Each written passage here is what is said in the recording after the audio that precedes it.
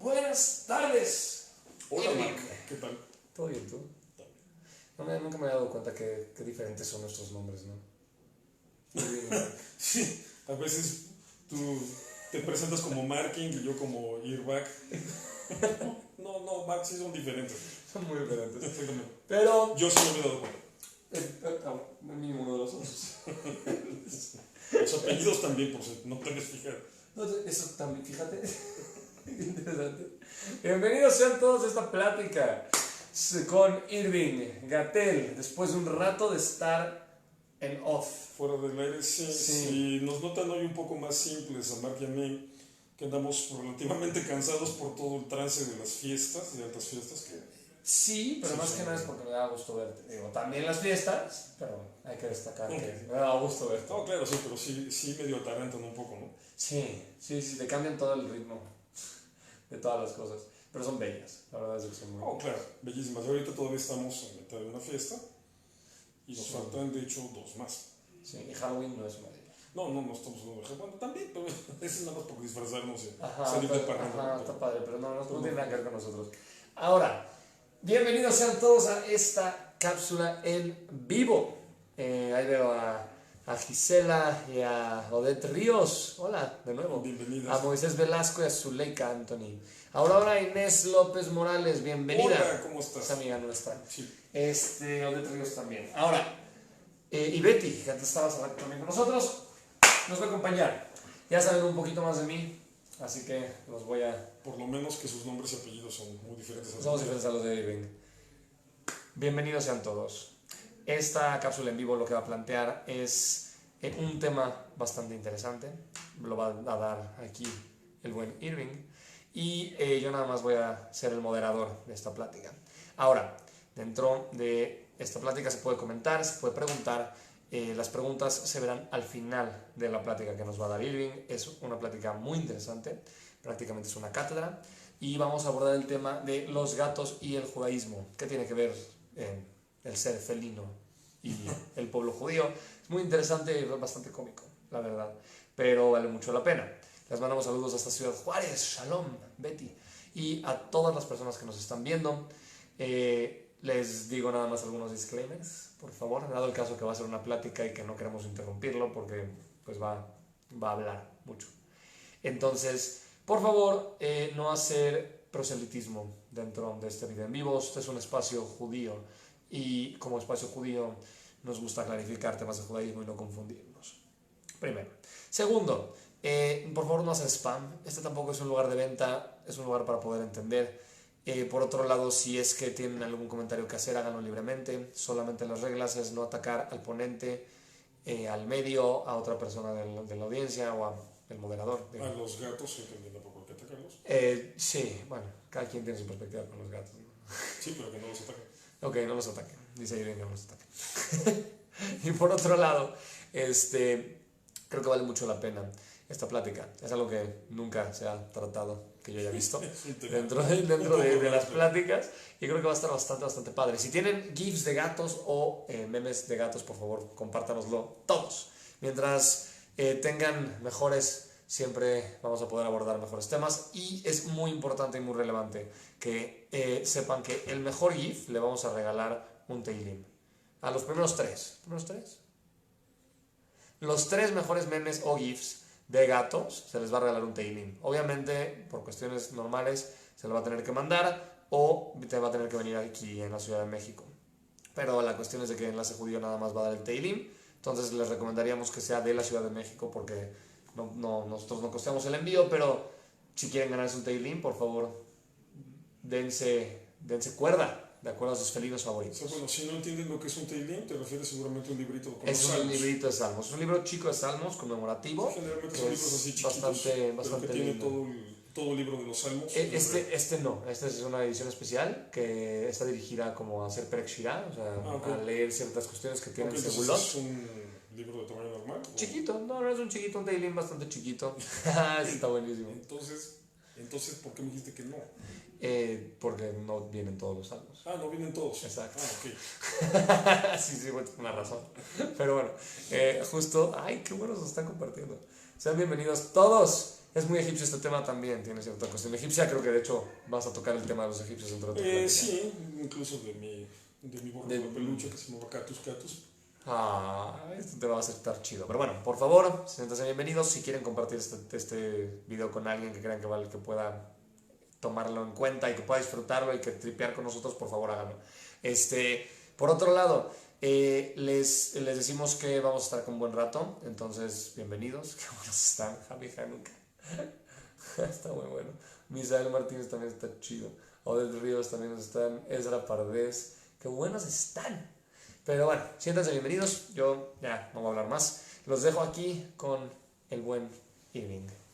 Hermano. Ok, gracias, Mark.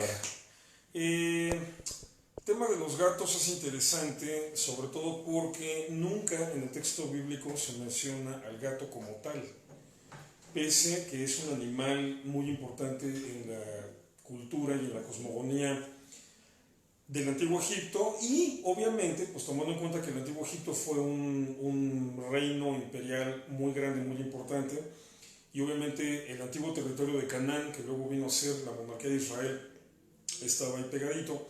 Siempre hubo un flujo de influencias culturales de Egipto hacia Canaán.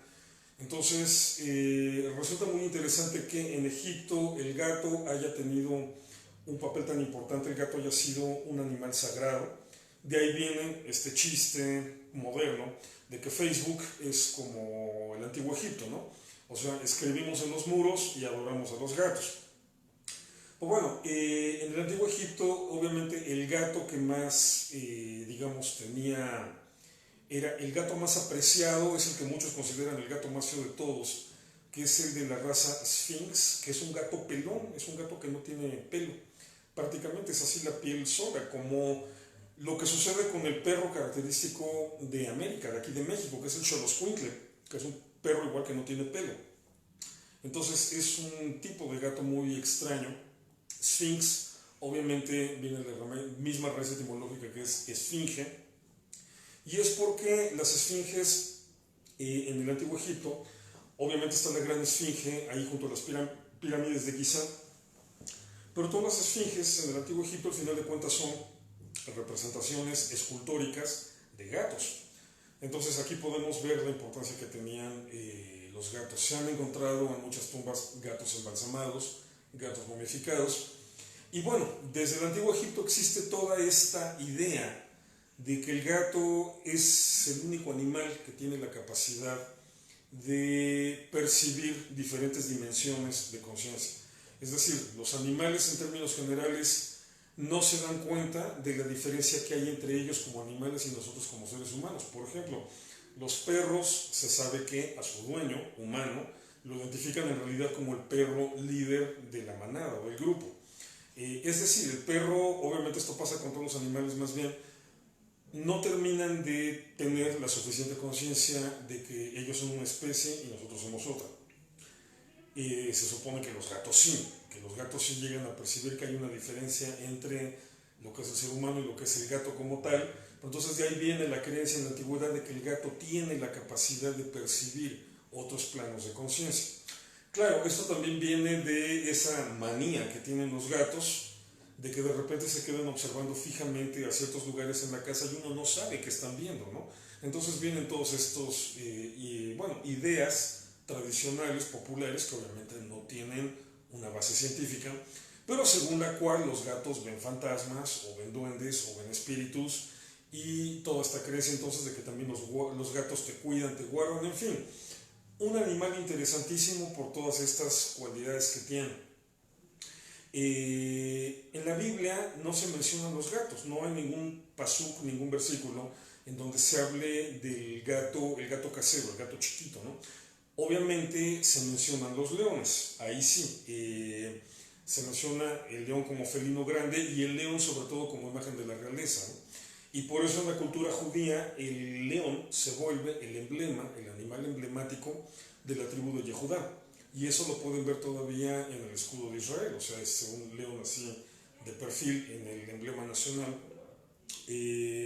Porque en la tradición bíblica, desde la tradición bíblica y luego en la tradición judía, se habla de el león de la tribu de Judá. Entonces, El emblema de la realeza judía es el gato, nada más que obviamente en su versión ya de gato de grandes dimensiones, un león. Entonces sí se habla de felinos, pero no se habla de gatos, que esta es la parte interesante porque les digo que en las culturas de la zona eran bastante importantes como animal. Pero bueno, eso es en el tiempo bíblico. Más adelante esta situación va a cambiar, ya sobre todo en el contexto del Imperio Romano, por una serie de similitudes lingüísticas o del idioma hebreo con el idioma latino. Entonces esto va a hacer que el gato, independientemente de que se le conceptualice como león o como lo que sea, pero el gato pase a ser otra vez un animal emblemático y muy importante dentro de la cultura judía. Y va a ser muy interesante porque va a ser justo en la época de la Edad Media, que es cuando ya con el auge y la expansión del cristianismo, dentro de la religión cristiana el gato va a tomar otra connotación. Eso fue marca abriendo un refresco. No sí, sí, un refresco, no pasó nada. No creo que me estoy desinflando. Entonces, aquí la parte interesante es esta.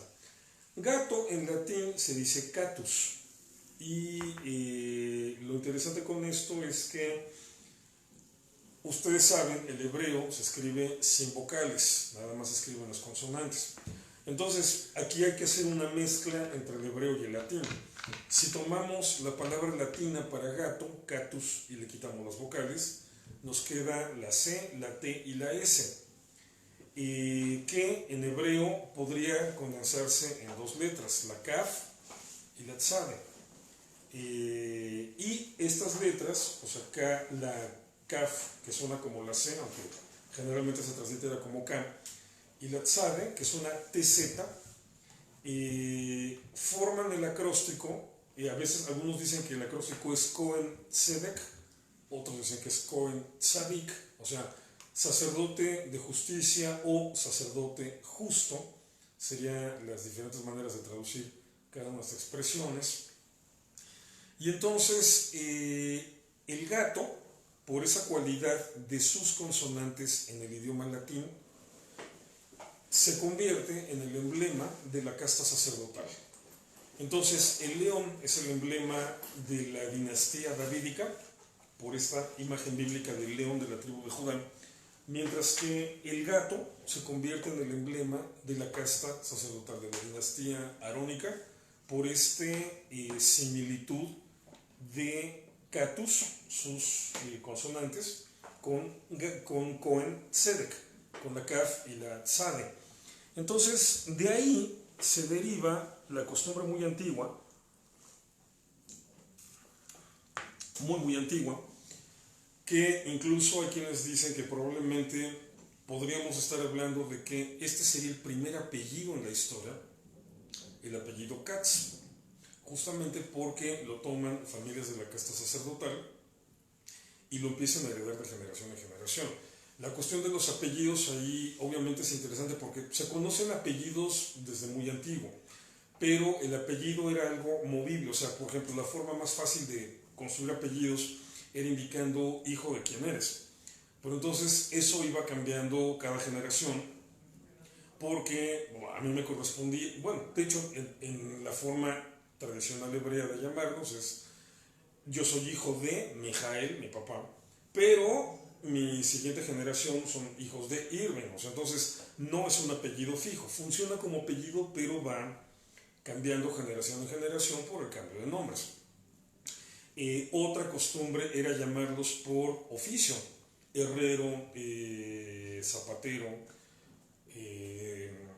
y esto en diferentes idiomas, ¿no? Por ejemplo, zapatero es Schumacher, es lo mismo en alemánico o en germánico.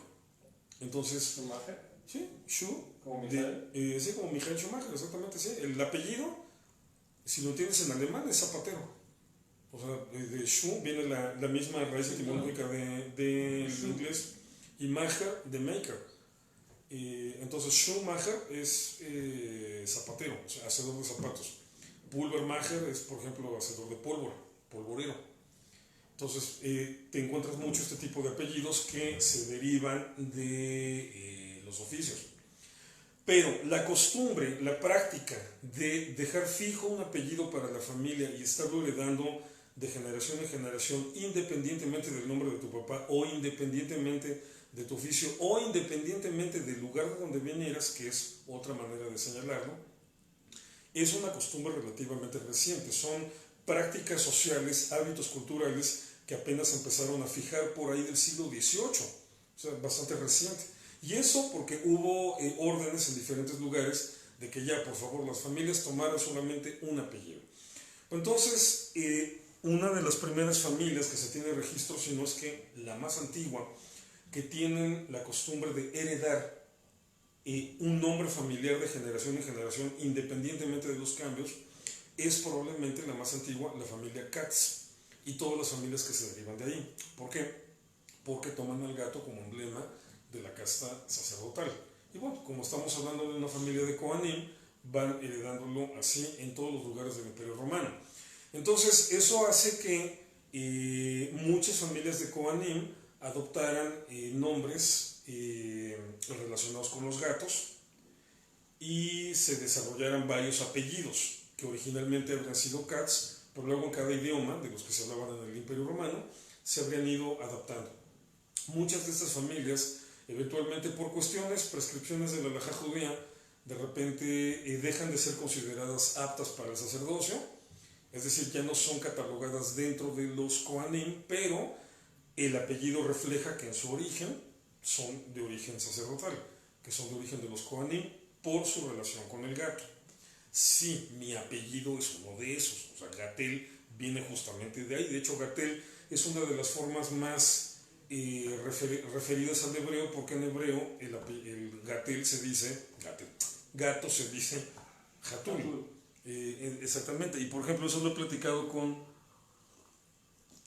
muchos otros parientes desperdigados que tengo por el mundo, gracias a internet, que nos hemos podido contactar sobre la etimología, porque sabemos que el apellido de la familia Gatel se origina en Cataluña, en la Edad Media, y que es parte de la antigua casta sacerdotal catalana. Pues les llamaba la atención que de dónde vendría la cuestión etimológica, porque gato en catalán se dice cat, exactamente igual que en inglés, que al igual que en el inglés viene directo del latín, pero con C, no con un G. Entonces, la duda de por qué si el emblema familiar tradicional de la familia Gatel en Cataluña es un gato, la heráldica que se le dio en un momento dado es un gato dorado, rampante en un campo de gules, así es como está técnicamente descrita la heráldica de los Gatel, porque no tiene una relación con la verdadera etimología catalana de gato, que es con C, cat. Entonces que la puede ser Catel, no Gatel. Pues ya, platicando eso les explicaba que en realidad es porque la etimología está directamente tomada del hebreo, de Hatul. Entonces, este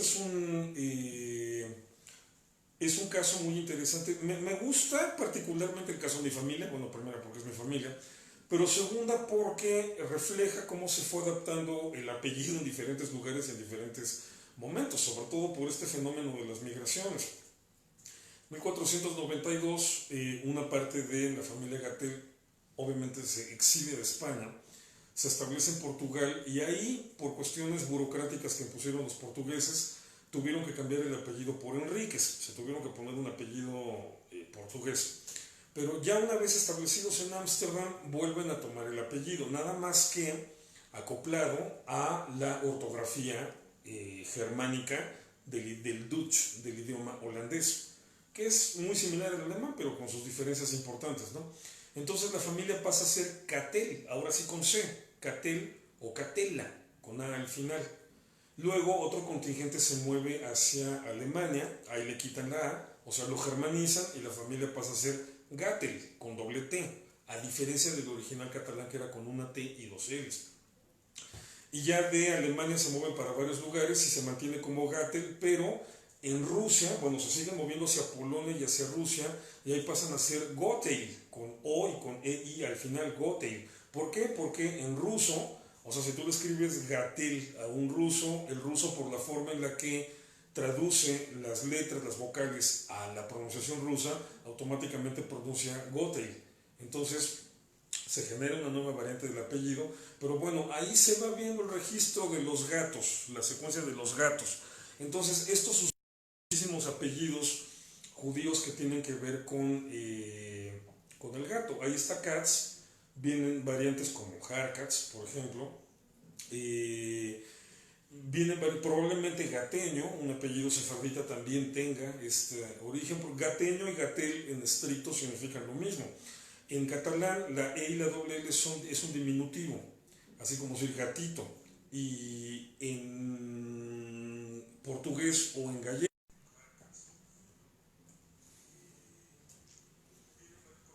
Ahí está, ya regresamos. Disculpen, errores técnicos, sí. ¿Listos? Ok, bueno, ya no sé ni en qué me quedé. Pero bueno, Gateño. Bueno, les decía que Gateño y Gatel probablemente en su origen sean la misma familia, porque significan lo mismo. La EWL al final en el idioma catalán es la forma de ser diminutivo, o sea, Gatel, sería gatito. Y en portugués, y en lusitano y en gallego, esa misma función tiene el eño o el iño. Entonces, de ahí viene, por ejemplo, toda la costumbre brasileña, ¿no? En Brasil es muy marcado, lo podemos ver mucho en los futbolistas, esta cuestión de decirle siempre con el diminutivo. O sea, Jair se hizo famoso como Jairzinho. Bueno, estaba Ronaldo Nazario, y cuando aparece otro Ronaldo, bueno, como era más chiquito de edad y de talla, Ronaldinho. Entonces, Gateño o Gatiño significa esto, gatito también. Entonces, etimológicamente hablando, Gateño y Gatel significan lo mismo, probablemente sean la misma familia en algún momento, nada más que una adaptó el apellido al catalán y la otra lo adaptó al portugués. Entonces, el gato se vuelve, en ese sentido, un animal muy apreciado como emblema de la casta sacerdotal.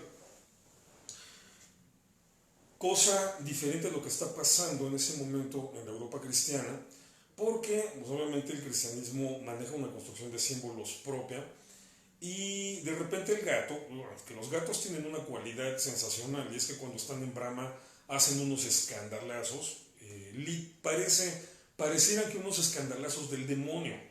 O sea, no sé si alguna vez les haya tocado escuchar un buen concierto de gatos en brama. O sea, de repente hay momentos en que parece que hasta están poseídos. Pero bueno, entonces no nada más está esta cuestión del ruido tan impactante que pueden hacer en un momento dado, sino también pues toda esta cuestión de sensualidad y de obscenidad implícita en todo este ruido que hacen porque están en brama.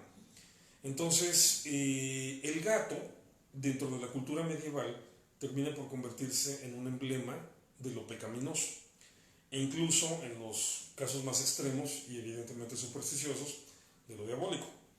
Y es que también aquí la cultura medieval choca con las antiguas tradiciones precristianas, por ejemplo, sobre todo de la tradición druida y de las tradiciones germánicas, digamos, de donde luego se derivarían las tradiciones vikingas, donde los gatos eran animales muy apreciados, muy queridos. Por ejemplo, los vikingos tenían la creencia, una superstición muy propia de ellos, pero tenían la creencia de que tener un gato negro en la familia era de buena suerte para garantizar el regreso del esposo, que obviamente la mayoría de los vikingos se dedicaban al comercio marítimo o a los saqueos marítimos, entonces andaban en barcos casi todo el tiempo. Entonces esta idea de tener gatos negros que eran de buena suerte para que quien había salido de viaje, por lo que fuera el viaje, regresara. Entonces, como son culturas que eventualmente son vistas en la Europa medieval como paganas y tienen este buen concepto de los gatos, se refuerza toda esta idea de que el gato es un animal pecaminoso, el gato es un animal vinculado con lo obsceno, con lo diabólico, y bueno, viene obviamente toda esta parafernalia mental, más supersticiones en donde se identifica a la bruja, siempre ahí con su caldero, con su cucurucho y con su gato negro, ¿no? de ahí vienen estas imágenes tradicionales. Pero, o sea, fíjense el problema en el que se metió Europa por esta mentalidad tan típica de lo medieval, que todo el problema de la peste negra, fue por la ausencia de gatos en Europa. Y es que en estas supersticiones medievales se organizaban las llamadas quemas de los gatos, la quema del gato, capturaban gatos y los quemaban en una festividad, o sea, como este simbolismo de quemar al diablo, quemar al pecado, quemar la lascivia, etc. Entonces, de repente hay una idea en muchos lugares, digamos, rurales de Europa, de que tenemos que deshacernos de los gatos. Se van deshaciendo de los gatos, los van excluyendo, los van eliminando, y obviamente eso provoca las plagas de roedores. La peste negra se origina por el primer ataque biológico que conocemos en la historia, que fue un conflicto entre florentinos y ucranianos en Crimea. La República de Florencia tenía una base ahí establecida en Crimea, adentro del Mar Negro, esta como especie de península que está en el interior del Mar Negro, y los locales que estaban intentando desalojar de ahí a los florentinos, peste negra. ¿Y qué hacen? Empiezan a bombardear, empiezan a aventar con catapultas los cadáveres al interior de la fortaleza florentina. El primer ataque biológico. El primer ataque biológico, literalmente. Sí, y provocan el efecto que buscaban. Los florentinos se contagian de la peste. Entonces, bueno, los florentinos toman la decisión de huir de ahí, se trepan a sus barcos, abandonan Crimea, salen del Mar Negro, salen obviamente por todas las islas griegas, por toda esta parte del Mar Egeo, hacia Italia. Pero ya cuando llegan a Italia, cuando encuentran los barcos ya navegando, bueno, a la deriva completamente hacia Italia, la gente ya había muerto, los marinos ya habían muerto. Entonces los dejan atracados en el puerto, pero sin bajarlos, los queman. Y lo que provocan al quemarlos es que las ratas que venían en el barco se vengan, obviamente se trasladaban por las cuerdas, por los amarres, se vengan hacia el puerto.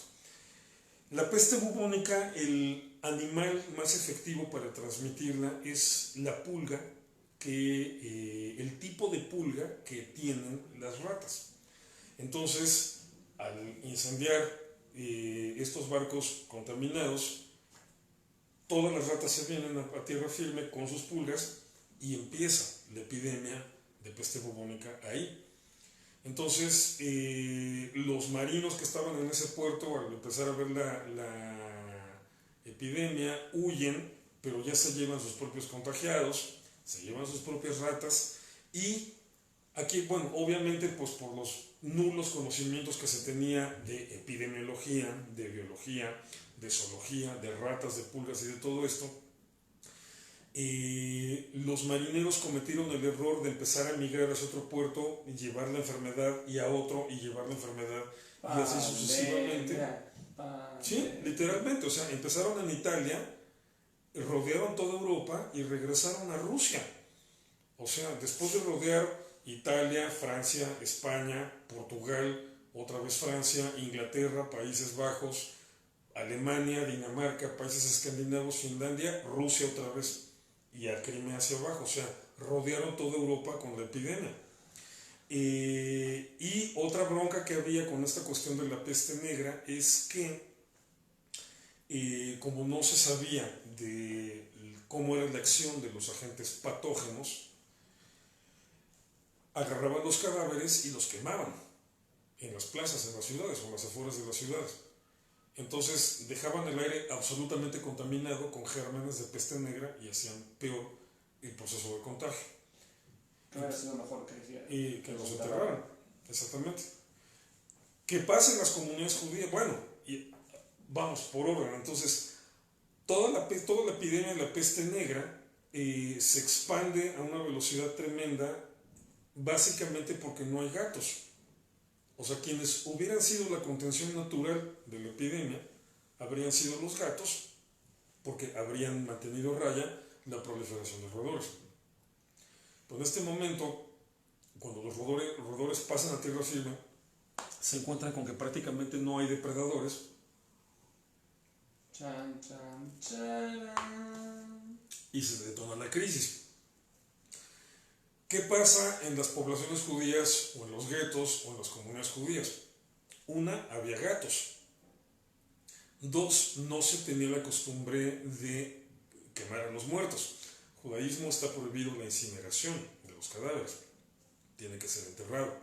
Y tres, se manejaba, obviamente, la dieta kasher, toda la normatividad del kashrut, que es eminentemente más limpia en general, pero sobre todo en la Edad Media era abismalmente más limpia que los hábitos de higiene comunes en materia de alimentación. Entonces, el impacto de la peste negra fue mínimo en las comunidades judías, porque tenían gatos, porque había kashrut y porque se enterraba a los muertos. Mientras que en el resto de Europa todavía no se han podido hacer cálculos muy precisos. En primer lugar, porque no se sabe cuál era la población de Europa, cuántos millones de habitantes había en Europa, pero lo que sí está claro es que mínimo se murió una tercera parte de la población del continente europeo. En una de esas, y factiblemente esta, se murió la mitad de la población del continente europeo en el transcurso de, digamos, medio siglo. A lo largo del siglo XIV, conforme la epidemia se fue desplazando, se cargó a media Europa. Y todo básicamente por no tener gatos.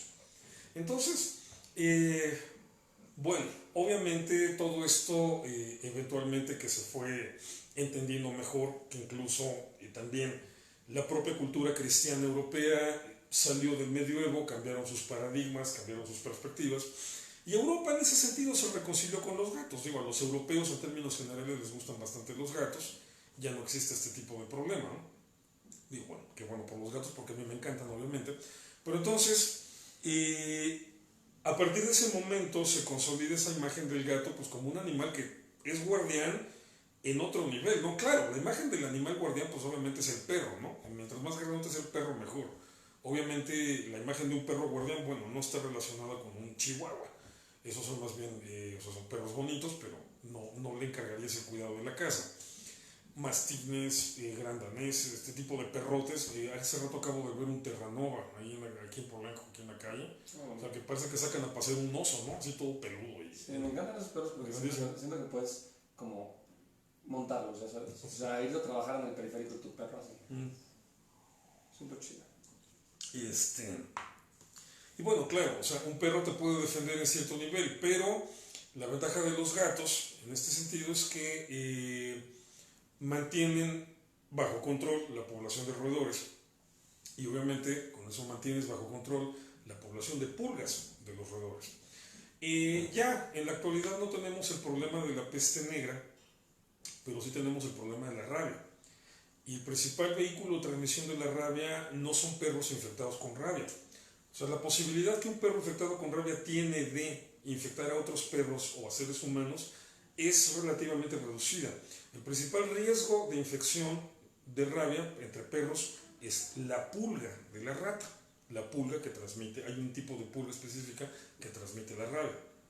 Entonces, puede no haber perros rabiosos en una zona y de repente uno aparece con rabia. ¿Por qué? Por pulgas y sobre todo por pulgas que traen las ratas. Entonces, los gatos son, digamos, como la contención natural, lo que mantiene equilibrado un ecosistema, sobre todo los rarísimos ecosistemas urbanos, que son ecosistemas artificiales o generados artificialmente, pues los gatos son los que mantienen controlado ese tipo de población. Entonces, una zona en donde tienes gatos callejeros sanos, por ejemplo, ahora que está de moda toda esta cuestión de ser súper buena onda con las mascotas y con los animales y sobre todo con los callejeros, si organizas este tipo de campañas en las que van, esterilizan a los gatos, los vecinos se ponen de acuerdo para ponerles lugares, comida, agua, etc. Bueno, el agua también se la toman los perros, pero bueno, que mantienes una población de gatos callejeros controlada y sana, te elimina drásticamente el nivel de riesgo que hay de ratas, de roedores y de cucarachas. que también les encanta jugar con las cucarachas, entonces las cucarachas terminan por no asomarse. Eso automáticamente a quienes beneficia directamente es a los perros de la zona. ¿Por qué? Porque entonces no hay riesgos de que se puedan contagiar de rabia. Entonces, es muy interesante la manera en la que funcionan todos estos ecosistemas y bueno, ¿cuál puede ser la postura del judaísmo en relación a eso? Aquí es en donde ya hay que trascender el tema estrictamente hablando de los gatos y hablar un poco de lo que es el judaísmo y la naturaleza.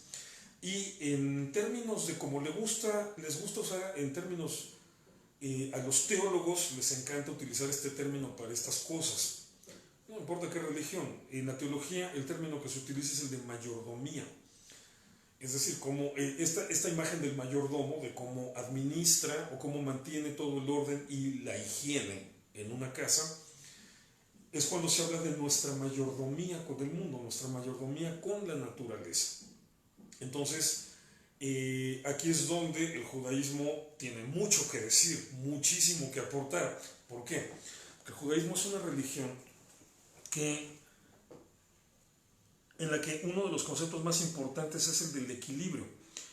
Al pueblo de Israel se le llama, en la tradición judía, se le llama Am Segulam.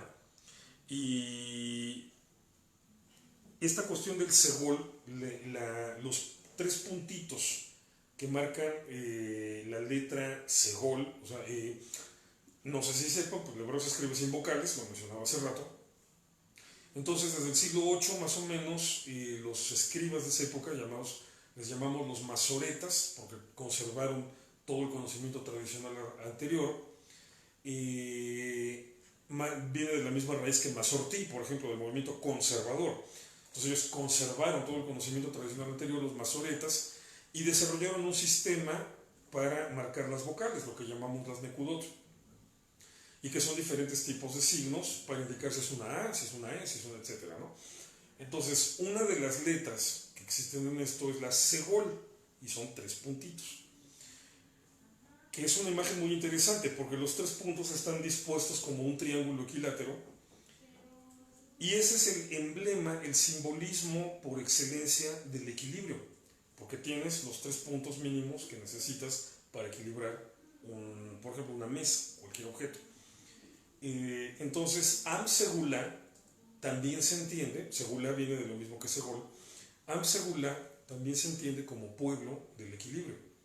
Y eso es lo que busca el judaísmo en todas sus relaciones, en la relación del ser humano con Dios, en la relación del ser humano con sus semejantes, la relación del ser humano consigo mismo, pero también en la relación del ser humano con la naturaleza. Todo el concepto de Shabbat está en torno a eso. O sea, todo el concepto de Shabbat está basado en la profundamente sabia noción, percepción de que la industria, o sea, el trabajo del ser humano que afecta a la naturaleza, tiene que tener un momento de alto total, porque si no, revientas en la naturaleza. Tiene que haber un momento en que te detengas para que dejes que la naturaleza descanse. Entonces, por eso, toda la noción del Shabbat es en 3 niveles. Otra vez, fíjense, 3 niveles, el equilibrio. Otra vez el símbolo del Segol. Primer nivel, Shabbat como día de la semana. Es decir, 6 días trabajarás, pero el 7º descansarás. Segundo nivel, el llamado año sabático. Es decir, 6 años trabajarás la tierra, pero al 7º la dejarás descansar. Es otra ordenanza que está en la Torah. Tercer nivel, el Yovel, el jubileo. 7 semanas de años, o sea, 49 años, y al año 50 cancelas deudas, liberas esclavos, liberas prisioneros. De ahí viene el término año sabático. De ahí viene el término año sabático y de ahí viene el concepto de jubileo. Entonces, por ejemplo, cuando se celebran los 50 años de algo, se les llama así, ¿no? El jubileo, que es el 50 aniversario. Entonces, en el judaísmo es fundamental esta noción de que el día de reposo es para que tú como ser humano y en tus relaciones inmediatas, o sea, tu familia, puedas recuperar ese equilibrio, descanses, le pares al ajetreo que te traes aquí en la cabeza, le bajes 2 rayitas a tu estrés y vuelvas al equilibrio contigo mismo. Pero cada 6 años tienes que dejar descansar la tierra un año, el año sabático, para que ese volver al equilibrio no nada más sea a nivel del ser humano, sino también a nivel de la naturaleza. Y cada 49 años tienes que reciclar el orden social para que también la sociedad humana, ese constructo tan complejo que es la cultura, la civilización, la sociedad, la colectividad humana, también recupere el equilibrio.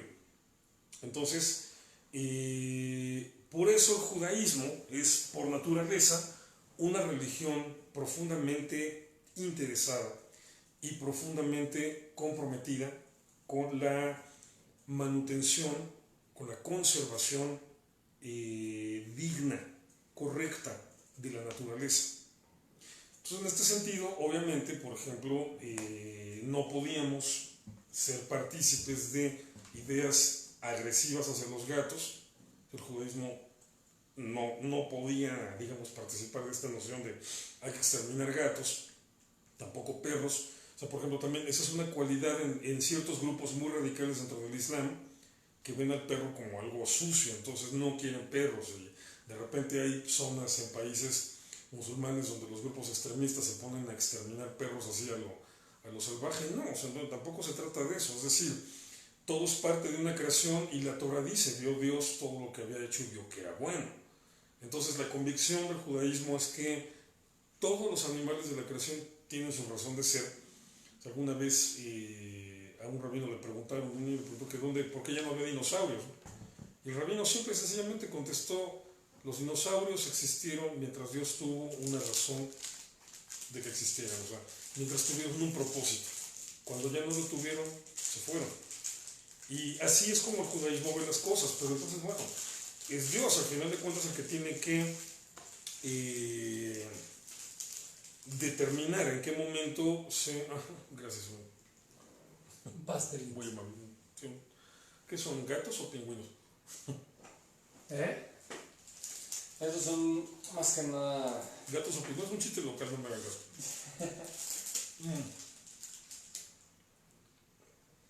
Entonces, la convicción judía va desde el compromiso que tenemos por cuidar a los animales, por ejemplo, en este caso empezamos hablando de gatos, hasta el compromiso que tenemos de detener o de evitar lo que podría ser una sexta extinción masiva de la vida animal en el planeta Tierra. Es cierto, la Tierra sabe recuperarse de las extinciones masivas, ya lo ha hecho 5 veces. Pero bueno, si podemos evitarla, si podemos evitar nuestra participación en la aceleración o en la provocación de ese proceso, mejor. Es nuestra responsabilidad como seres humanos. Entonces, judaísmo es una religión que nos enseña a comprometernos siempre con la vida. La Torah dice, yo pongo delante de ti 2 caminos, el de la vida y el de la muerte. Escoge la vida. Ese es el principio más sagrado, en realidad, que tenemos en el judaísmo, escoger la vida. Esto alguna vez me lo explicó así el rabino Shmuel Lerer, de bendita memoria, que en un momento en que la vida me traía dando tumbos por varios lados, no estaba yo mal, o sea, no me sentía mal, pero fue muy revelador lo que él me dijo sin yo buscarlo, sin yo intentarlo. Pues de repente él me lo dice, me deja fascinado con eso, y esa frase me cambió la vida. Pues lo que él me dijo fue, ¿qué es el judaísmo? Me preguntó, y me quedé así de, puta, ¿cómo se contesta esa pregunta? O sea, ¿por dónde empiezo? ¿No? Podría empezar a hablar de un montón de cosas, pero una frase así precisa, y me dijo, judaísmo es la religión del amor a la vida. O sea, wow, me encantó. Empecé a ir a su sinagoga a partir de ese momento, o sea, dije, no, puta, tengo que seguir escuchando a este señor. Y sí, un rabino del que aprendí muchísimo. Entonces, el compromiso del judaísmo en ese sentido es con la vida. Entonces, es en serio. Digo, generalmente no me dedico a estas cuestiones de activismo y menos en este espacio. Me pongo a hablar más bien de temas de historia, pero hoy sí. ¿Por qué? Porque estamos en Sukkot. Y es otra perspectiva que tiene la cuestión de Sukkot. O sea, es el regreso a nuestro contacto con la naturaleza por medio del azúcar y de todos los elementos que están allí y de esta ordenanza tan chistosa de que dice que tiene que ser permeable, ¿no? O sea, el techo del azúcar tiene que tener ahí los huequitos suficientes para que puedas ver las estrellas del cielo. Siempre le he dicho en broma a amigos que eso, evidentemente eso lo ordenaron así los rabinos porque vivían en el desierto. Si hubieran vivido aquí en Coajimalpa, en la Ciudad de México, la alajá seguro diría que el azúcar tiene que tener 3 capas de impermeabilizante, porque ahí sí caen unos aguaceros descomunales. No. Y el smog no te dejaría volver las estrellas. Aparte, de por sí nunca las vemos, ¿no? Pero entonces, Sukkot es otra festividad que nos obliga a ponernos en consideración con nuestro entorno, considerar nuestro entorno y la naturaleza, a reconocer la fragilidad que tenemos. O sea, si tienes un departamento en un edificiote o en un edificito, una casota, en una zona residencial, durante esta festividad tenemos que recordar que durante 40 años nuestros ancestros vivieron en la fragilidad del desierto, en tiendas de campaña, bueno, en Sukkot, en cabañitas, en casitas desmontables que iban de aquí para allá, suques, como los decimos en Yiddish. Debemos recordar que nuestros ancestros vivieron en esa precariedad a expensas de la naturaleza. Entonces debemos recordar que somos parte de esa naturaleza y que debemos estar armonizados con ella. O sea, sí, qué bueno que tenemos industria, qué bueno que tenemos inventos, qué bueno que tenemos un cerebrote, pero tenemos que recordar que todo eso es para construir, no para destruir. Entonces, este es buen momento para promover un poco de activismo, sobre todo con los animales callejeros. Tienen funciones importantes, tienen funciones interesantes. Si se pierde el control de las poblaciones de animales callejeros, se pueden venir epidemias o se pueden venir problemas de higiene, por lo menos. Entonces, siempre hay que mantenerlos, digamos, bajo control. Entonces, busquen, por ejemplo, en internet pueden encontrar la información de muchas asociaciones civiles que se dedican a trabajar, colaborar para el mantenimiento de los animales de la calle, o sea, por ejemplo, para implementar campañas de vacunación, para evitar que se estén propagando enfermedades entre ellos. Si pueden colaborar con estas actividades que hacen muchos de dejar en determinadas zonas alimento o agua potable, agua limpia, para que los animales puedan comer, puedan beber. O sea, por ejemplo, un problema, regresando ahora sí con los gatos, un problema con los gatos pues es obviamente cuando se dedican a cazar roedores, y obviamente pues de repente te puedes estar encontrando cadáveres de ratas por todos lados. ¿Cómo evitas eso? Muy fácil, ponle croquetas a los gatos en diferentes lugares donde sabes que hay gatos, pónganles croquetas. Entonces, los gatos se dedican a comer croquetas y ya no tienen que estar cazando y comiendo ratas, generando cadáveres de ratas. El gato, cuando está satisfecho de la panza, no puede evitar su instinto de cazador, sobre todo el gato callejero, y sigue persiguiendo a los roedores, pero ya no para cazarlos. Entonces, eso es lo que genera que los roedores, las ratas principalmente, eviten las zonas donde hay gatos. Entonces, las ratas, tenemos ratas en todos los sistemas de alcantarillado, eso es inevitable. Perdón, me estaba acordando de una película que se llama Ben, la rata asesina, nunca la viste. No. Es una película de 1972-73. Es una película de culto porque es malísima, es de esas películas que son pésimas. O sea, la premisa es que una rata es jefa de un gang de ratas y andan asesinando gente porque andan buscando un lugar donde vivir, ¿no? O sea, hay una reflexión que incluso el policía de este pueblo en un momento dado hace, o sea, pues que las ratas solamente quieren un lugar donde vivir. Y estaba leyendo una crítica de cine que dice, bueno, que las ratas no tienen un lugar donde vivir. La premisa es muy, muy boba, honestamente, pero es una de esas películas tan malas que se volvieron de culto. Y sobre todo porque el tema de la canción estuvo nominado al Oscar, y el tema de Ben, es el primer tema que cantó como solista Michael Jackson a los 10 años de edad. ¿Cómo? Es una canción bellísima. O sea, la película es de terror malo, chafa me refiero, y la canción es bellísima. Ya busca el tema de Michael Jackson, gatos del judaísmo. Ben la no, y Michael Jackson, ratas, gatos y el judaísmo. Entonces, bueno, las ratas siempre van a estar allí en las alcantarillas. Si tenemos una población sana de gatos callejeros, fíjate lo que estoy hablando, si tenemos una población sana de gatos callejeros, se mantiene ese equilibrio entre lo que hay afuera y lo que hay adentro. Y entonces, bueno, Sí, votaría por ti. se reducen varios problemas. Y aparte, simple y sencillamente, por una cuestión de humanismo, ¿no? De humanidad, mayordomía, como lo indicaba hace rato, esta cuestión de ayudar en la medida en la que nos sea posible a que todos los seres vivos sean lo más felices posibles. No me pregunten si soy carnívoro. Sí, soy carnívoro, que es ni modo, es una condición con la que el ser humano ha crecido. Pero, como lo explicaba algunos amigos, ya en Israel, ¿dónde más si no es en Israel? Se ha desarrollado ya la tecnología para que podamos alimentar de carne a todo el mundo sin tener que volver a matar un animal. Sí. O sea, porque ya a ese nivel está llegando la ciencia igual. Otra vez, esta noción del cuidado de la naturaleza y de la protección, sobre todo de la dignidad de la vida.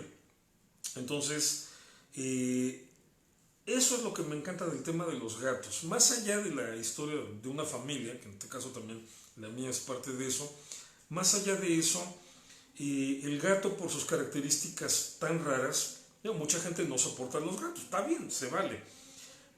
Obviamente no necesitan desarrollar una conducta agresiva con esto, ¿no? Pero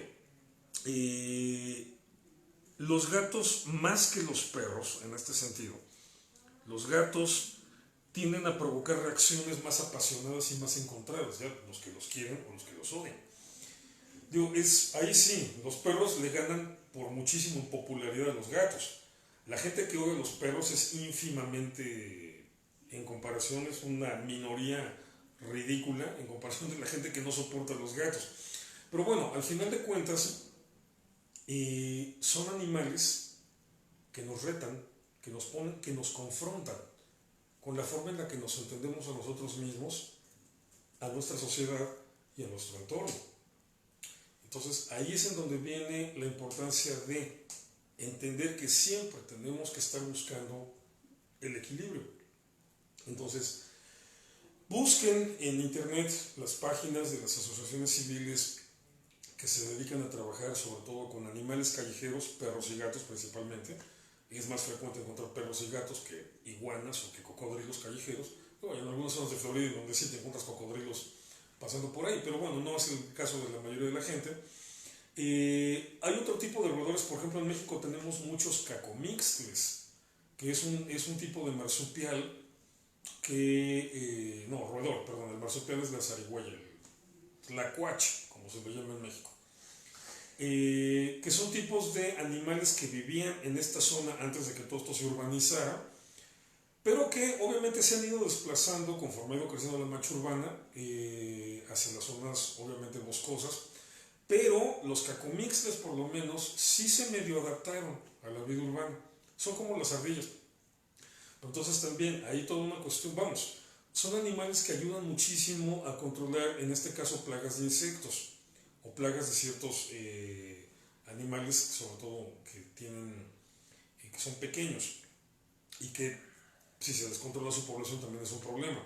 Entonces, esta cuestión de estar siempre leyendo, siempre investigando, siempre actualizado de lo que las asociaciones civiles hacen o recomiendan que nosotros como ciudadanos hagamos para poder mantener un entorno limpio, un entorno seguro, para que este tipo de animales callejeros, principalmente perros y gatos, aparte de que puedan tener una vida lo más tranquila posible, puedan incluso ayudarnos en la conservación de estos equilibrios.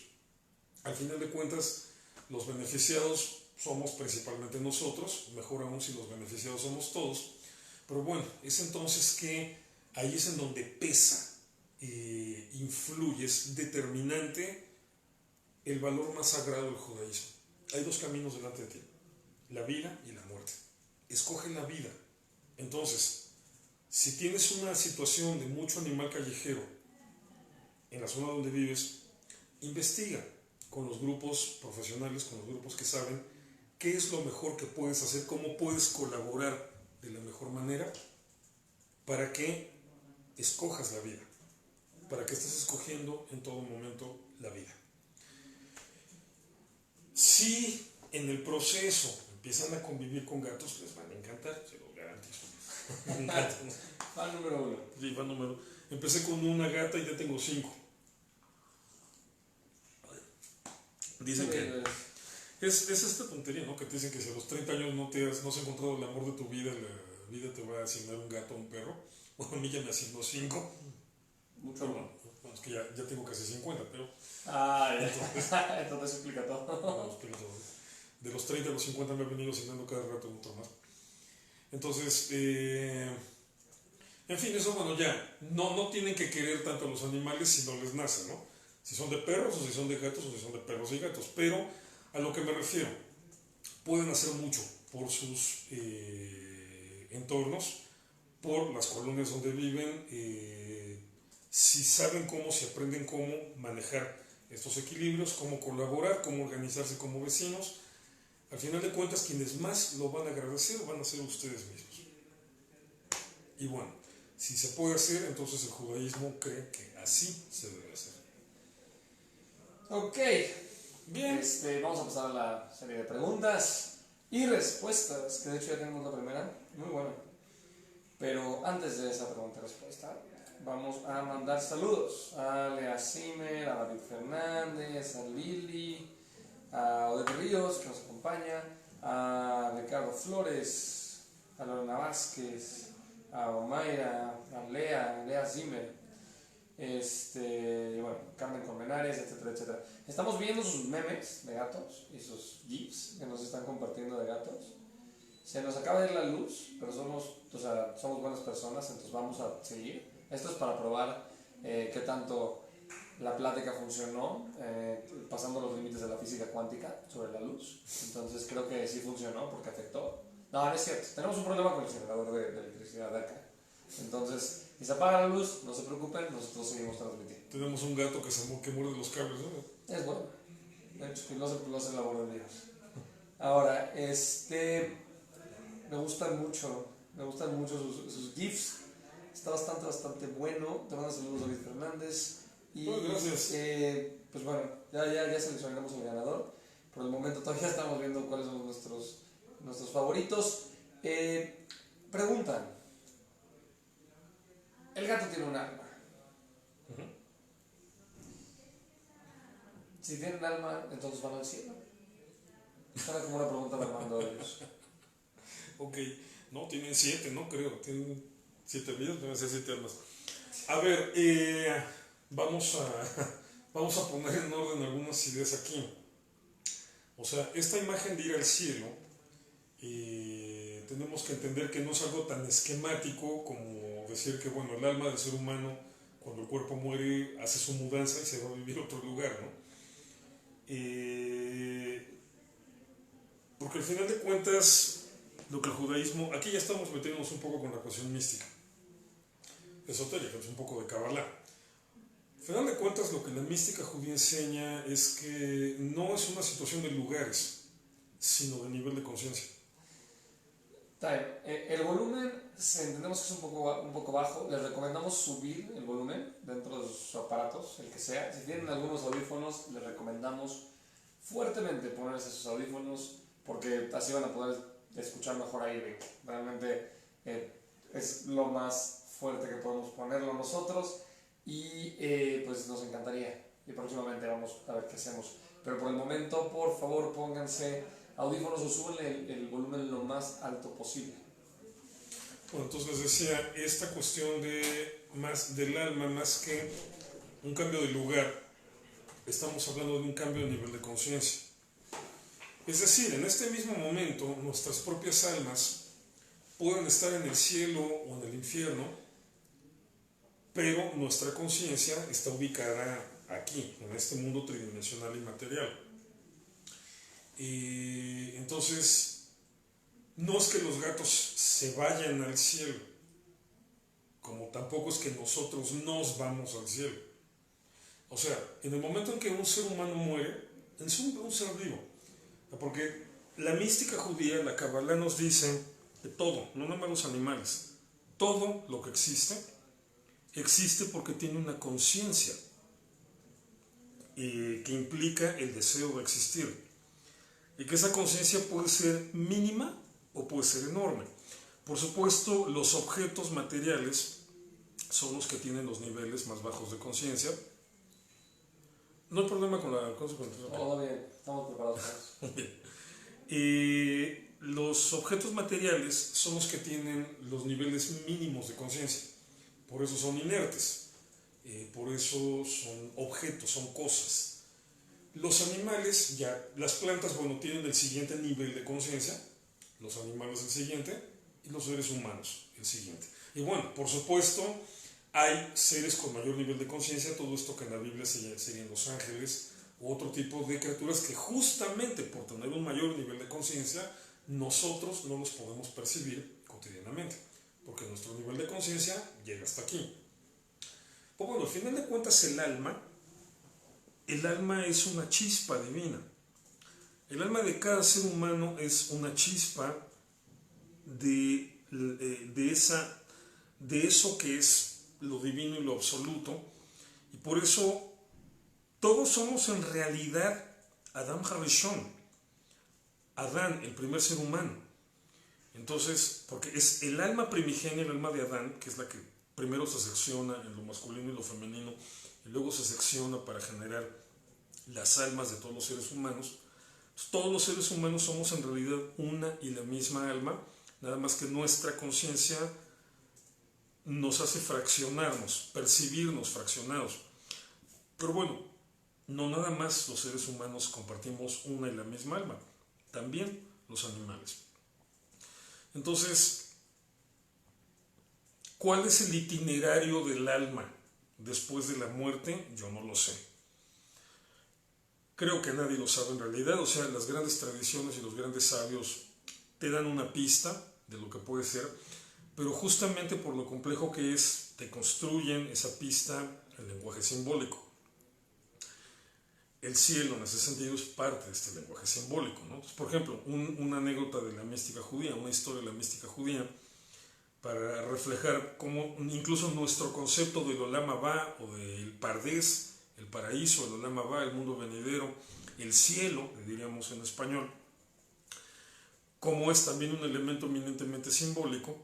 Así que en una ocasión un rabino, muy sabio, muy santo, muy justo, fue al paraíso.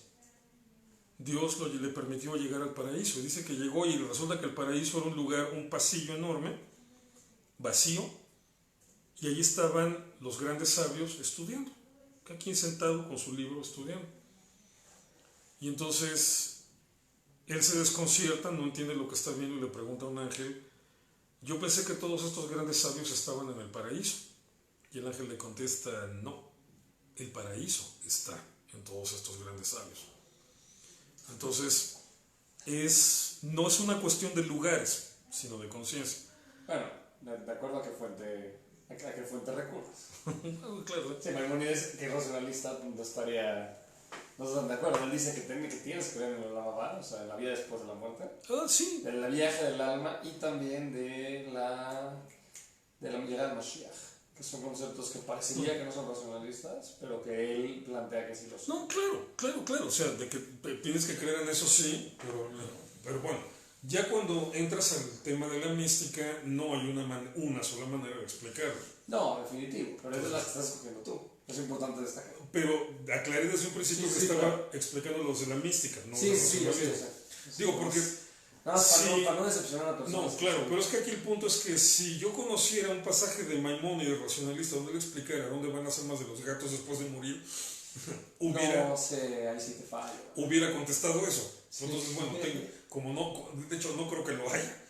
Entonces por eso tuve que recurrir a otro. Bueno, sí, habrá que investigar, pero bueno, A lo que voy es esto, bueno, Maimónides lo dice así, claro, hay más vida, allá de la muerte hay más vida, claro. Sí.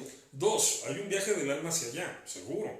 También. Ahora, 3, ¿cómo es? ¿Cuáles son los detalles? ¿Cuál es el itinerario? O sea, ¿cómo es el camión en el que te llevan? Eso es otra cosa. Pero no te preocupes, quien me ha hecho la pregunta, no se preocupen, ya nos enteraremos. Algún día nos tendremos que enterar. Nos enteraremos cuando nos corresponda enterarnos. Pero de que los gatos, que también son los animales, que los gatos van al cielo, van al cielo. también son parte de esa conciencia universal, de esa conciencia única, que al final de cuentas es Dios mismo, también tienen que pasar exactamente por el mismo proceso que nosotros, nada más que desde su vivencia como gatos. Ok. Siguiente pregunta. ¿Cómo es que se perdió este respeto al tema de los gatos o fue erradicado de acuerdo a su unión, más bien a la unión simbológica de los coánimos, de los sacerdotes? ¿Cómo fue que se perdió a través de la historia? ¿Que se perdió qué? El símbolo de gato en cuestión de los coánimos. No creo que se haya perdido. Pero Sí. Hoy en día no existe un simbolismo, o sea, que declare un gato, o sea, que digas que ves un gato en algún templo. Como no, yo te puedo enseñar fotos de los gatos que viven en Betel. No, bueno, No, que eso es viven en aparte. Betel está chido, pero no creo que lo traigan para mantener la presencia divina. No, o sea, digo, pero el simbolismo nunca se hace a nivel, o sea, me refiero, las familias Katz ahí siguen. No, seguro, O sea, pero el simbolismo fue nada más en ese nivel, o sea, no crees que andaba el Cohen con su gato ahí en el... No, pero la simbología o sea, es un símbolo porque se utiliza como tal. Claro, pero por ejemplo, Pero a nivel se de... perdió ¿Pero se perdió qué? O sea, el símbolo. ¿cuál símbolo se El perdió? del gato referente a los coanim. Pero ¿quién dice que se perdió? Por eso, no es lo que te estoy preguntando. No se perdió. Pero ¿por qué te enoja tanto que se haya perdido? No es mi culpa. A mí Que me no se caen los perdió. gatos tampoco. Que no se perdió. ¿Dónde quedó? ¿No tienes tú tu gato? No. No, eso es problema tuyo. Le dejas al gato. Es culpa tuya. Ya Te sé. voy a regalar un gato. Pero pues tenía No, pedos. o sea, me refiero, el simbolismo no se perdió. Digo, el simbolismo es una construcción abstracta, nada más. No, por eso. Pero, Entonces- pero hoy en día no. Digo, yo soy Cohen. Sí, entonces. Por eso te pregunté dónde está tu gato. Sí, claro. Pero aquí el punto es: a mí nunca me ha tocado ni leído, ni siquiera en el gato Cohen, que exista esta relación. O sea, ¿dónde fue que quedó? ¿Y por qué ya no llegó a A nosotros? ver, no, espérame. Lo que pasa es que no estamos hablando de algo que llegara a los sidurim, a los rezos, o sea, Dios y cuida a todos los gatos de la casa de Israel, etc. No, nunca se hizo algo así.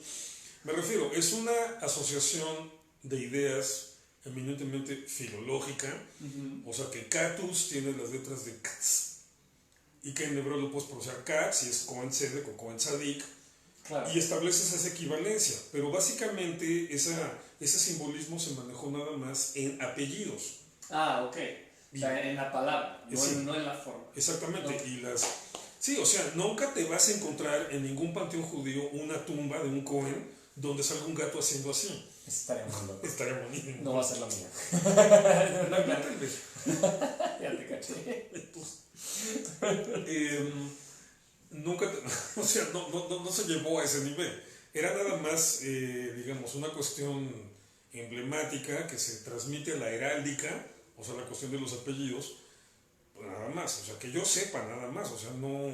Claro. Hay por ahí una animación buenísima, una película que se llama El gato del rabino, búscala en internet, es buenísima, pero, o sea, digamos, no pasó de ahí, entonces ese simbolismo no se ha perdido. ¿En qué momento? Bueno, no se perdió. No, te voy a conseguir un gato. Por favor. No estás Le completo. diré que sí. Te voy a conseguir varios, ¿no? Para tus hermanos también, o sea, las familias de los cuales no están completos no tienen su gato. Pues, dice. Se dice por ahí. Qué bueno que no vives en Rusia, porque tendríamos que conseguir un pingüino, pero bueno. Ellos sí te lo acepto, 100%. Para que veas. Me podría ir a vivir a Rusia con darle dinero en un pingüino. A ese nivel. Imagínate la inspiración. Ok. Sobre todo en Rusia. Siguiente pregunta. ¿No existe una relación más fuerte de los judíos como la posición de los judíos respecto a los gatos debido al contacto y la separación que tuvieron con con la civilización egipcia y cómo ellos los idolatraban? No creo, o sea, más bien, no hay nada explícito en estos sentidos. O sea, no hay nada que en el texto bíblico puedas encontrar de manera explícita. Siempre, sí me ha llamado mucho la atención que no se hable de gatos. Digo, se habla de leones, pero bueno, esa parte. Pero el gato, o sea, sobre todo el gato Sphinx, que reitero, en el antiguo Egipto, es el gato representante de lo divino por naturaleza. Me llama mucho la atención que en el texto bíblico no haya nada en referencia a gatos. Podría ser, no puedo afirmarlo, pero no es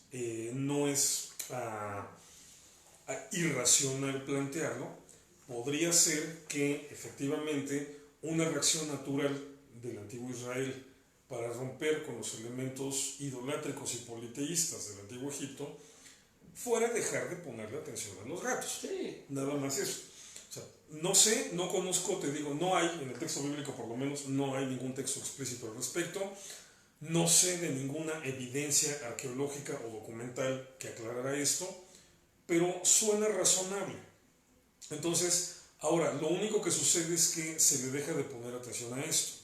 Y ya la siguiente etapa, o sea, cuando surge toda esta relación del Cohen simbolizado en el gato, eso es algo que va a pasar realmente ya mucho tiempo después, hasta las épocas del Imperio Romano. ¿Por qué? Porque esto es algo que solamente se da en la relación entre el hebreo y el latín. Entonces va a ser hasta a partir, digamos, del siglo I antes de la era común para acá, cuando el judaísmo entra en contacto con la cultura latina. Digo, ya tenía un rato en contacto con la cultura griega, pero esto en realidad no viene con la cultura griega, sino con la cultura específicamente latina. Okay. Entonces, ya ahí sí no tiene nada que ver con lo que haya pasado o dejado de pasar con el antiguo Egipto. O sea, aparte son siglos de diferencia, muchísimos siglos, son que desde la salida de Egipto hasta la invasión romana son como 12 siglos, 11, 12 siglos de diferencia. Entonces, no tiene nada que ver una cosa con la otra. Así que sí es razonable imaginar que el antiguo Israel dejó de ponerle atención a los gatos como parte de toda esa reacción anti-egipcia en materia de religión.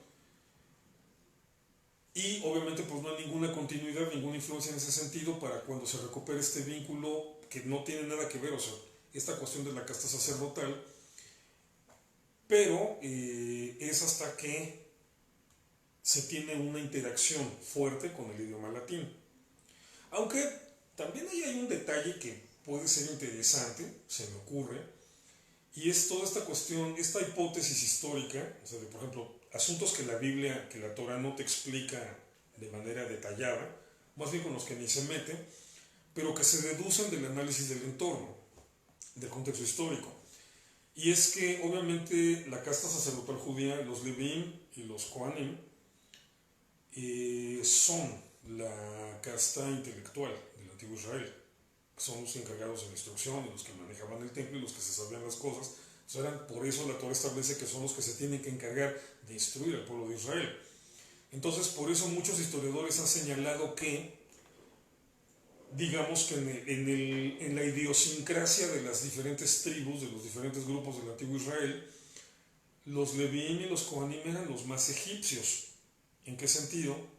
En el sentido de que evidentemente eran los que mejor habían aprovechado y aprendido todo lo que el conocimiento egipcio a nivel de ciencia, de religión y lo que quieras podía ofrecer, probablemente ya traducido a la evocación espiritual del pueblo de Israel. Pero entonces, si eran el grupo más instruido, de todo ese grupo que salió de Egipto, los Levíim y por ende los Kohanim eran el grupo más instruido, es porque era el grupo que más había desarrollado sus alcances intelectuales a la sombra del antiguo Egipto, ¿no?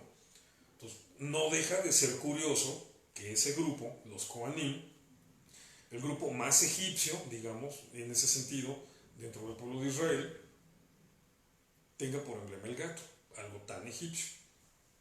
También está ese detallito interesante. Digo, no hay elementos como para decir esto fue lo que pasó, así que todo esto fue mera especulación a partir de los elementos que encuentro más lógicos. Ok. Prosigamos.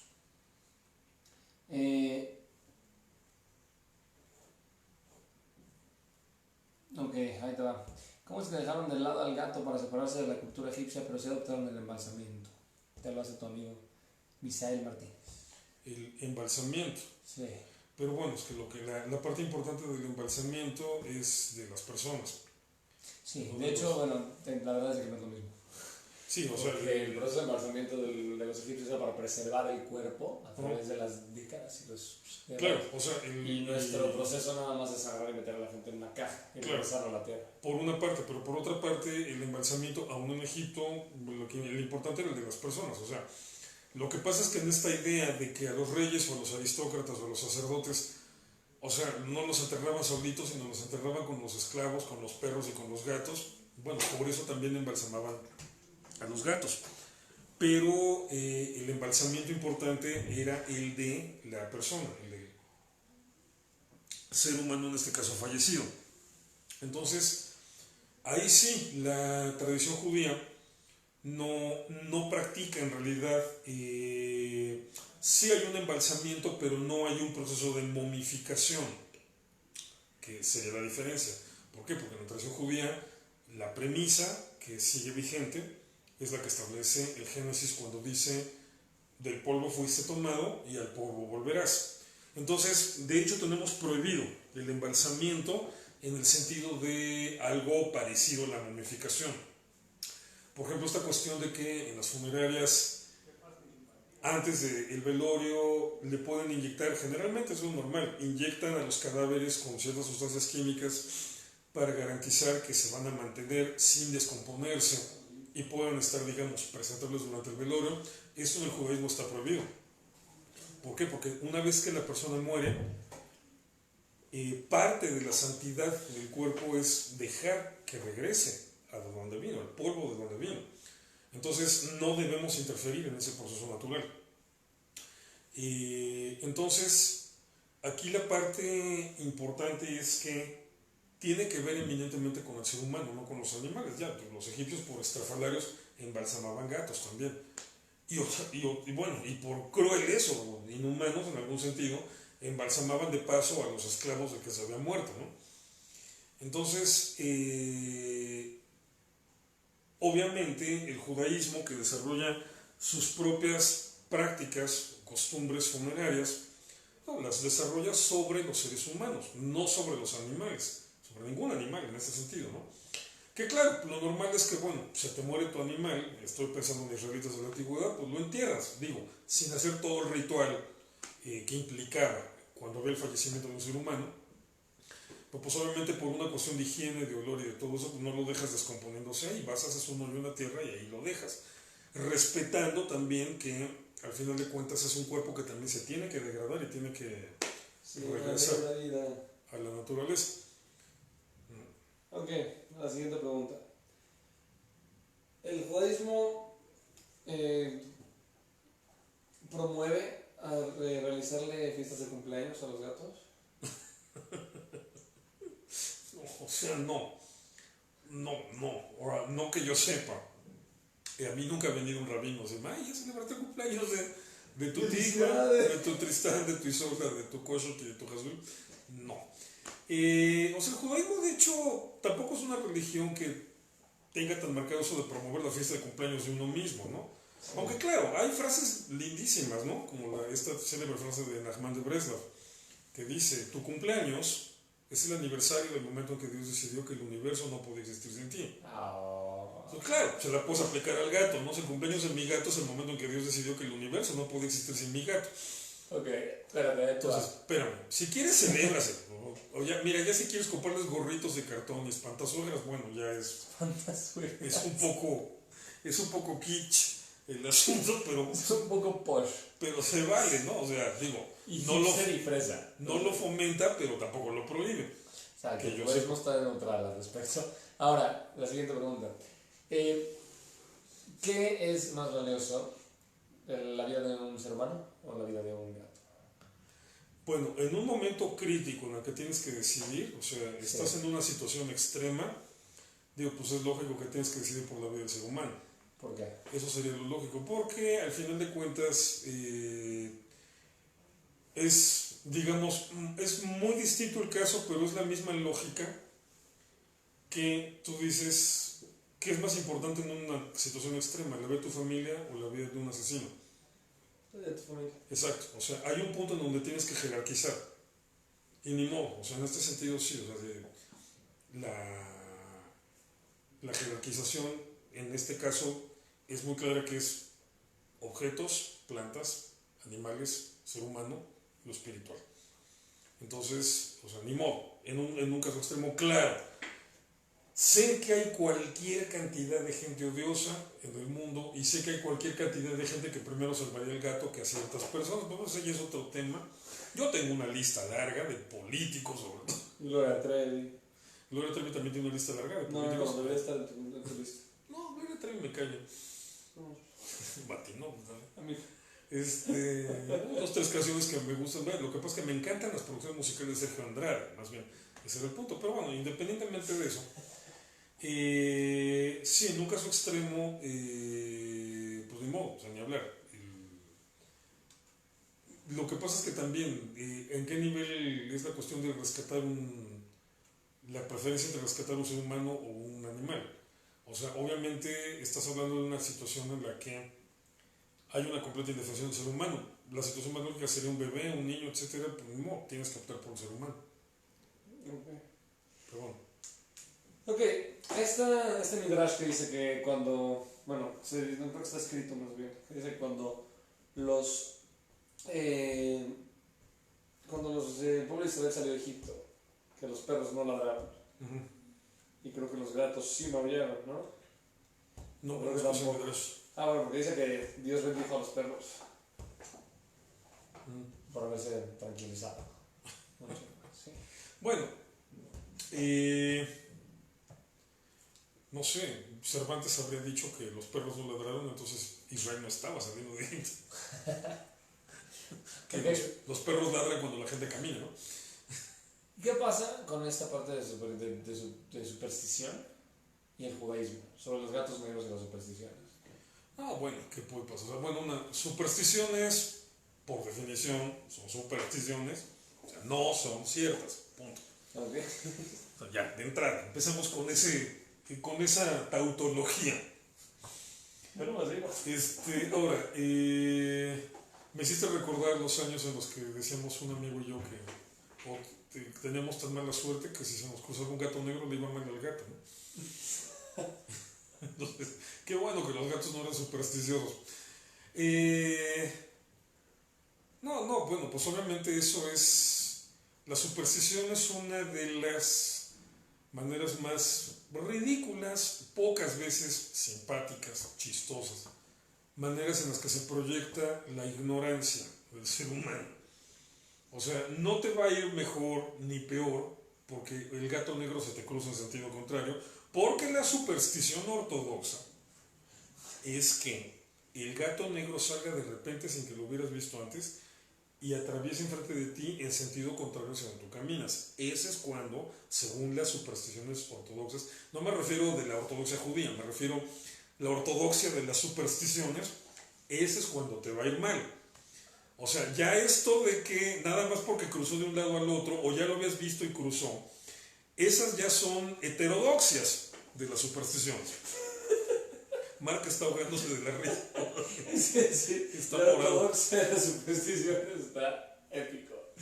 Sí, o sea, entonces, bueno, si te pasa eso, si se te cruza, el día que vayas caminando y de la nada salga un gato negro y cruzas el otro lado, lo único que tienes que pensar es que el gato tiene algo que hacer y por eso va para el otro lado. Punto. No pasa nada. Si pasas caminando abajo de una escalera, bueno, pues nada más cuídate que no te vaya a caer el bote de pintura, pero no pasa nada. ¿Qué otras cosas de mala suerte? Romper el espejo, ¿no? Caminar abajo de una escalera, Sí, pero romper un espejo. Cuídate que no te caiga el bote de pintura del que está pintando el río. O las cuchillas del jardinero. Exactamente. Si rompes un espejo, pues nada más procura no cortarte. Sí, muchos hay un nervio, son más de 7 años. Ok, esas son todas las preguntas. No sé si quieres saber algo más. Deberíamos fundar el movimiento de los reformistas de la superstición. Las supersticiones. Para que adaptar las supersticiones a lo que queremos que sea. Cada vez que brinco con un pie me va bien. De buena suerte. Muy bueno. Cada vez que altero una superstición me va bien. Está peor. Pura buena suerte. Bueno, espérame, es que sí existe ese tipo de supersticiones, los que están diciendo, yo decreto que el día me va a salir muy bien, pues neta, decreta lo que quieras, ¿no? O sea, ¿quieres que el día te salga bien? Esfuérzate porque salga bien, punto, no necesitas decretar nada. Basta con que le eches ganas a los... O sea, bueno, ¿cómo decían? Un conjuro, ¿no? Un ritual de magia para que te vaya bien. Párate temprano y ponte a trabajar. ¿No? Órale, tiene que sí funciona. Entonces, les decía, la superstición en este sentido tiene que ver con la ignorancia humana, con la ignorancia en sus manifestaciones más, a veces generalmente patéticas, a veces llegan a ser chistosas, ¿no? Pero entonces sí, no se espanten con los gatos negros, son la cosa más linda del mundo. Tigua, mi gata, la mayor de mis gatos, es una gata negra, así toda peluda, toda pachona, Y normalmente se me cruza en el camino. de raza, Me encuentro con ella en el pasillo. ¿cómo se llaman estos? Bosque noruego. Y sí, o sea, siempre se me cruza el camino, siempre me va mal. Me tropiezo. No, es una gata maravillosa. Bueno, yo generalmente estoy poniendo comida para los gatos callejeros que viven en la zona donde yo vivo y de ahí viene Tigua. O sea, Carlos, uno de mis sobrinos, se la encontró cuando era bebé, perdida y con una infección en el ojo y se la trajo a la casa, por eso la adopté. Pero pues todavía ya anda toda la familia de Tigua, hay un montón de gatos negros en la zona. No regalen gatos, no den gatos negros en adopción durante el mes de octubre, porque hablando de supersticiones patéticas, o sea, todavía hay gente que verdaderamente está fuera de sus cabales y los utiliza para rituales mafufos del Día de Muertos. Entonces, esa es la regla, es una regla no escrita, pero una regla de los que se dedican a toda esta cuestión de activismo, asociaciones civiles, para acomodar gatos en adopción durante el mes de octubre, conociendo la impresionante ignorancia de la gente. Por favor, no se dan gatos negros ni gatos blancos en adopción. Que de repente mucha gente medio chiflada va y los pide y dice que los va a adoptar y nada más es para hacer rituales satánicos, inhumanos, satánicos, o sea, todavía tuvieran que ver con el verdadero Satán, o sea, con el concepto del acusador que está delante de Dios para confrontar tu conciencia con lo que haces bien y lo que haces mal. ¿Son los Satanás? Sí, por eso te digo, todavía fue un ritual para eso, a ver, para que pongas tu conciencia delante de Dios en paz, como se supone se tuvo que hacer ahora en Yamim Noraim. No, o sea, esta es la versión ridícula del asunto, supersticiosa del asunto, la ortodoxia de la superstición. En fin. Ok, vamos a dar por terminada esta plática. Gracias por su... Espero que lo hayan pasado bien. Fue un tema raro, pero fue un tema bastante chido. Espero que les haya ido muy bien. Por último, antes de terminar, vamos a decir los ganadores de los Teilim, de los memes de los gatos y los GIFs. Así que, espero que no se sorprendan tanto. Pero la primera ganadora es Odette Ríos. Odette Ríos se acaba de ganar un Teilim bastante chido. Es un Teilim corto, no es completo, pero está bastante bonito. Enséñalo, por favor. Es el Teilim. Esta es la parte de atrás. Sí, por favor. Y acércalo. Exacto. Ese es el Teilim. Odette Ríos se acaba de llevar el primer Teilim. Felicidades. Por otro lado tenemos a Misael Martínez Arenas, que también estuvo muy participativo y que nos dio uno de los mejores memes que hemos visto de gatos. Muy chidos. Felicidades, Misael, también te acabas de ganar un Teilim. Por otro lado tenemos a Gabriela Echenique, ella también se ganó un Teilim. Bienvenida. Ahora, las personas que se ganaron los Teilim, por favor, de los que son de México, de la Ciudad de México, por favor, si pueden pasar por el Teilim, acá los va a estar esperando para que puedan recibirlo. Por otro lado, vamos a dar un cuarto premio. Sí, hay una cuarta persona que también nos cautivó con sus memes y gifs de gatos, que es el buen Ezra Pardés Marroquín. Bienvenidos, qué bueno que ganaron. Ya son 4, no son 3. Pensaron que sí, ahora ya son 4, pero está bastante bien. Vamos a seguir haciendo concursos así, porque vale la pena y creo que los disfrutamos En uno mucho. de estos igual y regalamos un gato, ¿no? O tu barba. O un pingüino. Prefiero tu barba. Pero sí. Por favor, contáctenos por inbox. Si no, después los estaremos contactando nosotros, pero es más fácil que nos contacten ustedes para que no se les vaya a la bandeja de correo no deseado dentro de Facebook. Mándenos un mensajito para poder ver cómo recogen sus premios y siéntanse completamente bienvenidos. Sin más que decir, si creen que este video puede hacerle sonreír a alguien o pasarse la vida entendiendo sobre los gatos y el judaísmo, los felinismos del judaísmo. Pensé que ibas a decir, en vez de los felicito, los felinito. Sí, es los felinos. Los felicito mucho. Felicitaciones a todos. Pásensela bien. Nos vemos mañana en la siguiente cápsula conmigo y el siguiente miércoles cápsula con Irving. Gracias por acompañarnos. Nos vemos. Nos vemos a la próxima. Próximo miércoles.